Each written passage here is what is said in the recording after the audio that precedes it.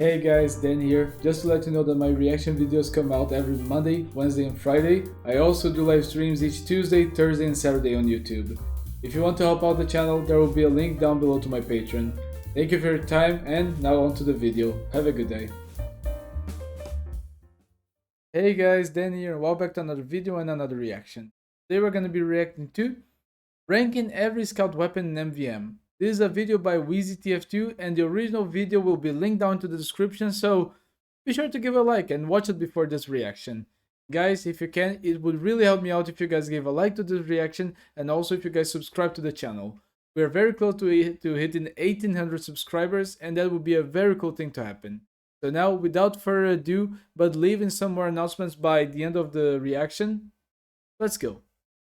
What are Scout's best and worst weapons in MvM? Well, today Fair we're going question. to answer that question in the form of a tier list, with D tier being the worst weapons and S tier being the best. Now, I have a few rules for this list. Number 1, this is an MvM tier list, specifically for 2 cities. Other tours and other game modes were not considered in the making of this video. Number 2, That's fair. This tier list is based off the perspective of a solo queuing player who will encounter teams at a variety of different skill levels. Number 3, weapons will be ranked on their utility within their respective weapon slots and not on Scout as a whole. So yes, scatterguns will be in the same tier as melee weapons. No, this does not mean they're equally as good as each other. And of course, this is just my opinion from the experience I personally have in MvM. Let's begin. Okay. Yeah, that's fair. The bat is a weapon with 0 use. It has 0 utility whatsoever and can't even be upgraded to do more base damage. I can only see the Fan of War being a good melee weapon. Even if you're out of ammo, you're better off running away and getting more than whacking a giant with a 35 damage swing. To put it simply, bleed damage just isn't good in MvM. It's fine in casual because 8 DPS is a decent chunk of damage relative to your scattergun, and the effect forces retreats. But in a game mode with fully upgraded rocket launchers and miniguns and sniper rifles and sentry guns attacking robots with thousands of health, 8 DPS is almost nothing in the grand scheme. Especially since they will never retreat. Valve also opted to not give this weapon the Mark for Death upgrade like the Sandman. I don't know why, but it's 1 buff away from being pretty good. Same concept, bleed damage just doesn't cut it in MvM.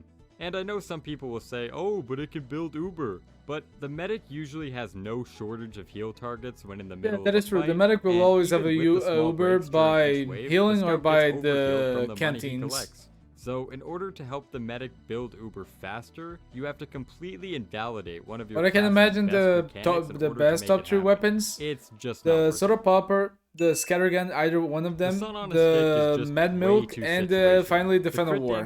That's my guess. A pyro or a cool long heater heavy on your team, and even then at Damn, max swing speed, your Scattergun will still do more damage. If you could upgrade the base damage, I think it'd be pretty good, but you can't do that, so the Sun Nipple just isn't very good.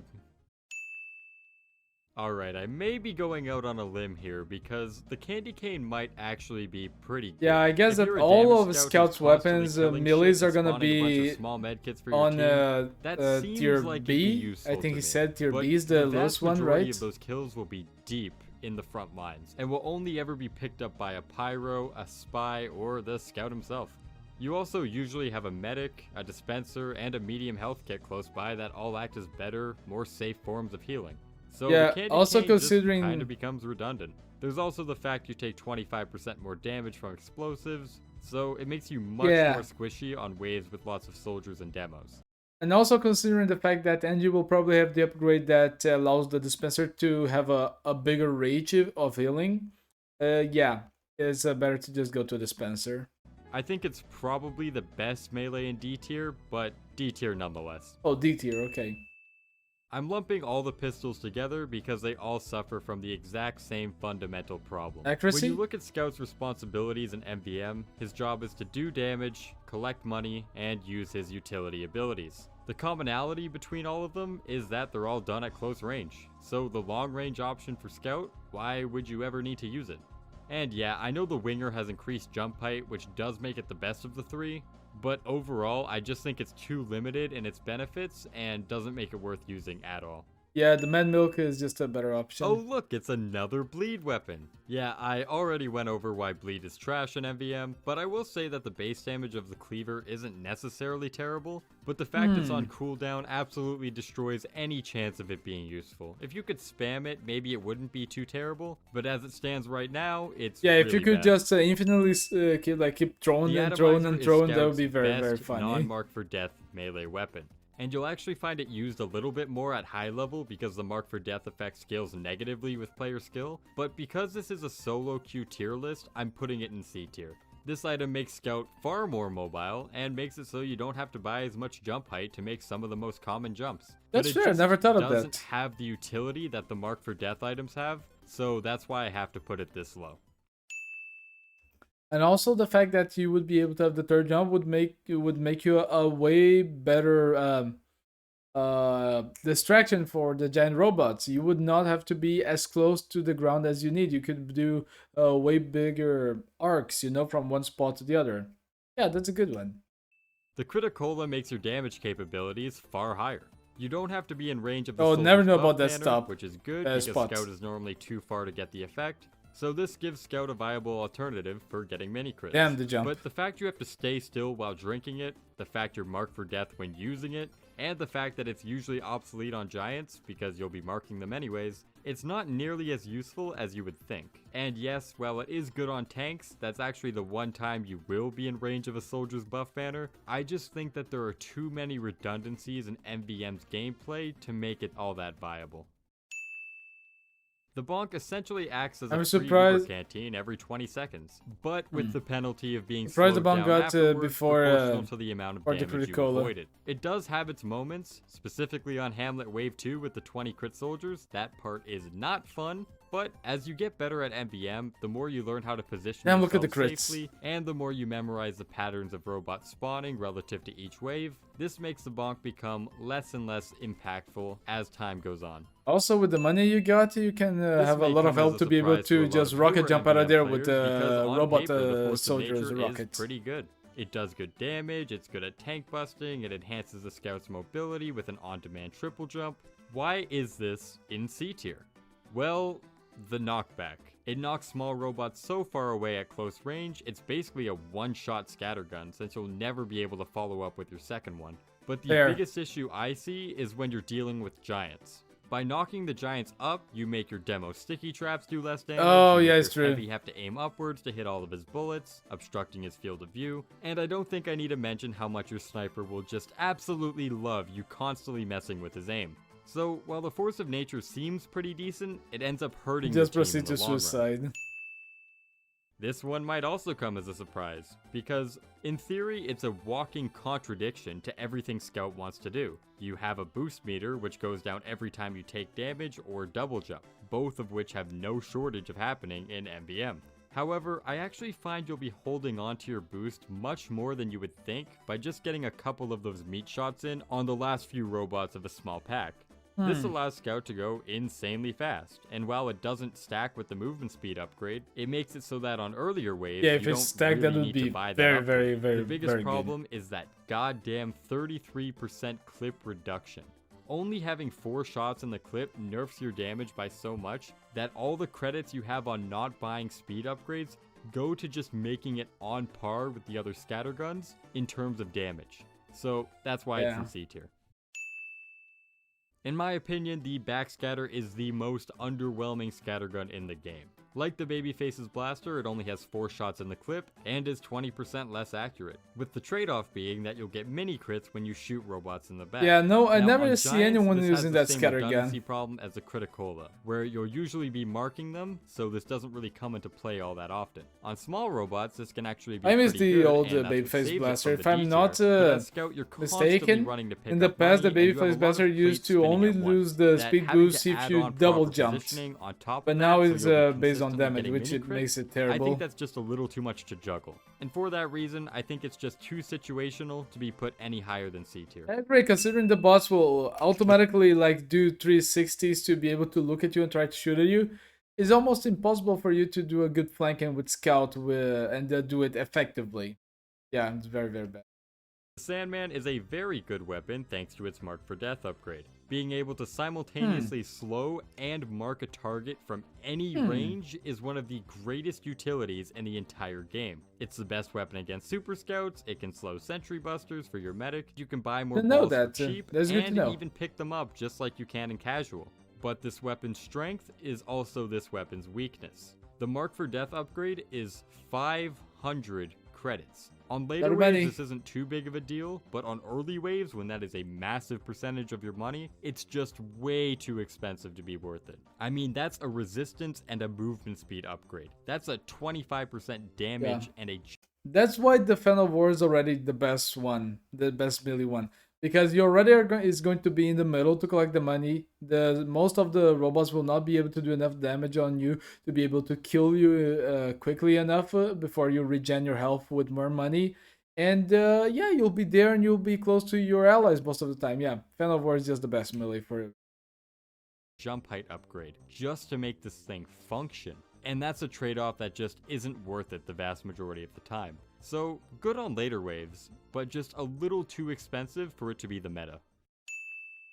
For some reason, the stock scattergun has gotten a reputation for being not that good in MvM. I don't know what these people are smoking. The stock scattergun Let's see if I was right. I told the scattergun, the soda popper, the man milk, and the Fan of War will be on the top 3, top 4. That you have to work around, and it holds its own very well against small and mid-sized robots. The biggest issue with stock is its sustained DPS is pretty lackluster compared to the other options, mostly due to the fact that it doesn't have an instant reload like some of Scout's other primaries, so you need to invest some credits in reload speed to even make it viable for damage. Another of the Scout's primaries is that the one that you reload all 4 shots with 1 reload.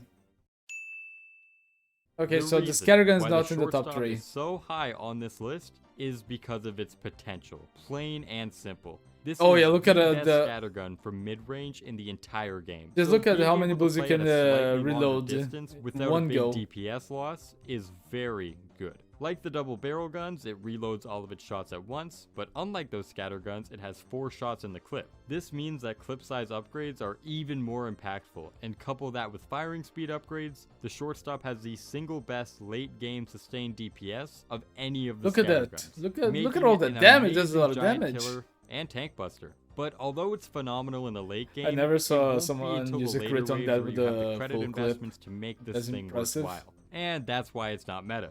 It's worse than the stock scattergun on early waves, but better on later ones, so I think it sits in the same tier. S tier. For Scout's best melee, we have the Fan o' War, and it's pretty I was right in straightforward that as to one. why. Mark for Death is the best utility in Scout's arsenal, and this is the only weapon in the game to have it for free. It gives mini crits to your entire team against any giants who get hit with this thing one time. And yeah, I know the effects of mini crits become less of a concern the higher your team's overall skill is, but even on high level teams, I still think it's the best. It's the cheapest and most consistent option in Scout's kits to apply the effect, and for that reason, it's very clearly number 1. Mad Milk, I was right. We have Scout's the Mad Milk.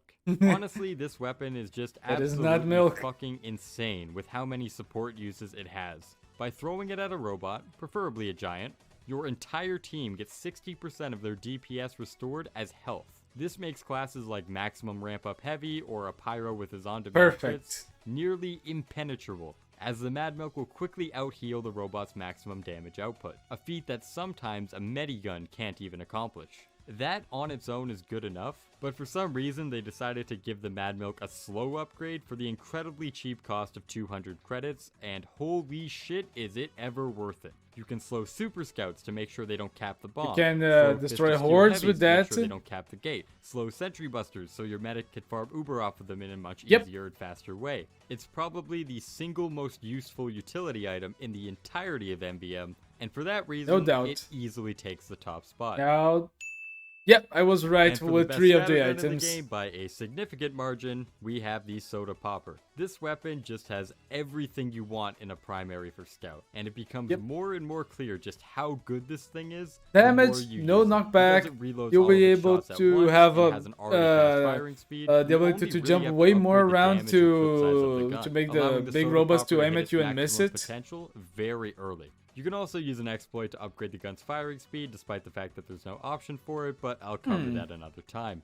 Point being, this weapon is the single best DPS weapon for Scout in the game on the vast majority of waves. Now, that alone would make it the best scattergun, but I haven't even talked about this weapon's signature ability. By dealing damage, you generate your hype meter, which when filled some allows lean the Scout mad to milk. jump 5 times, all of which stack with the jump height upgrade. This allows Scout to jump all I the did way not from know the floor that. to the catwalk on Manhattan, and I you can act didn't as a even complete consider that counter point. to swarms Nice. of projectiles flying at your team, since you can take aggro and force the robots to aim upwards at you. My point is, if you're playing MvM and you're using any other scattergun besides the soda popper, you're doing it wrong.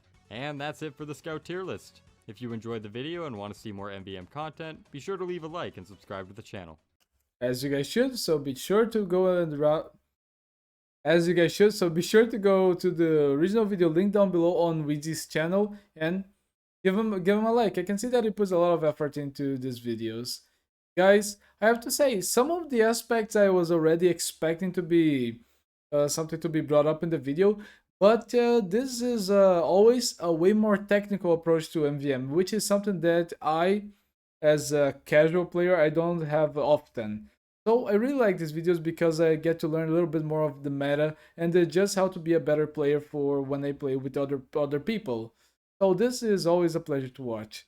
Guys, thanks so much for coming. There is not much for me to say about this video, with the exception that it's very good for new players. It's very good for old players like me that have not had a big grasp over MVM and its technicalities and upgrades.